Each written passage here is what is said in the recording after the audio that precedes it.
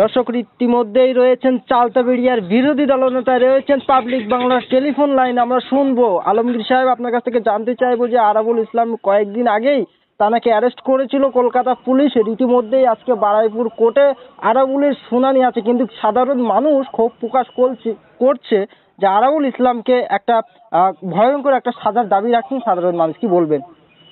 দেখেন, আরাবুল ইসলাম যে কার্যকলাপ দেখে রাজ্য প্রশাসন তাকে অ্যারেস্ট করেছে, সেটা জুডিশিয়াল ম্যাটারে গিয়েছে। জুডিশিয়াল ম্যাটারের আন্ডারে যেটা গিয়েছে সেটাকে নিয়ে মন্তব্য করার মতন অবকাশ নেই। কিন্তু ভাঙড়ের মানুষ সহ পশ্চিমবঙ্গের মানুষ আরাবুল ইসলামের কার্যকলাপ দেখেছে।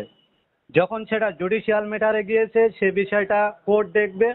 কোর্ট নির্ধারিত করবে আরাবুল ইসলামকে পরবর্তী পর্যায়ে কোন জায়গায় তাকে রাখবেন।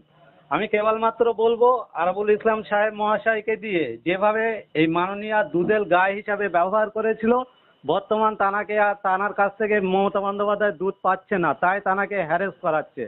আমাদের মূল দাবি ছিল আরাবুল ইসলামকে কারা ব্যবহার করেছেন, এই নটোরিয়াস ক্রিমিনালদের মতন কিছু দুষ্কৃতীরা এসে আরাবুল ইসলামদের সঙ্গ দিয়েছেন।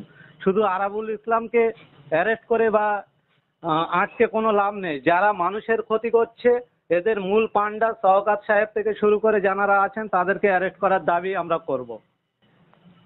কতটা ভরসা রাখছেন যে আজকে আরাবুল ইসলাম তাকে কি জামিন হতে পারে?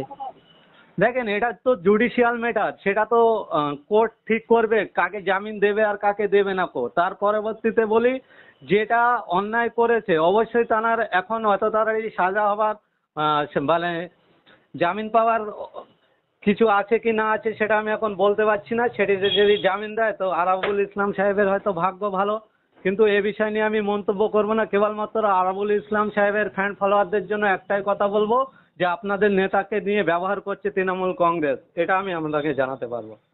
সাধারণ মানুষ যে অভিযোগটা করছে আরাবুলের নামে, কিন্তু সাধারণ মানুষ সেই অভিযোগের ভরসা রাখতে পারবেন?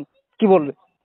দেখেন, সাধারণ মানুষ তো আর সবসময় রাজনীতি করে না, কিন্তু এই আরাবুল ইসলাম সাহেবরা, শওকত মোল্লার মতন মানুষরা, এরা 365 দিন রাজনীতিতে ব্যস্ত থাকে আর ভাঙড়ের মানুষকে নিয়ে ব্যবহার করে নিজেদের অস্তিত্ব টিকিয়ে রাখার একটা জায়গা তৈরি করে রাখে, নিজেদের সাই সম্পত্তি বাড়ানোর জন্য। ভাঙড়ের সাধারণ মানুষ সাধারণভাবে বাঁচার জন্য ইন্ডিয়ান সেকুলার ফ্রন্ট অর্থাৎ আইএসএফকে বেছে নিয়েছে। আগামী দিনে আমরা আশা করতে পারি ভাঙড়ের সাধারণ মানুষের সমর্থনে আইএসএফ এর যিনি প্রতিনিধি হয়ে দাঁড়াবেন, তাকে সমর্থন করে বিপুল ভোটে একটা এখান থেকে এগিয়ে রাখবে বলে আমরা মনে করছি। ধন্যবাদ।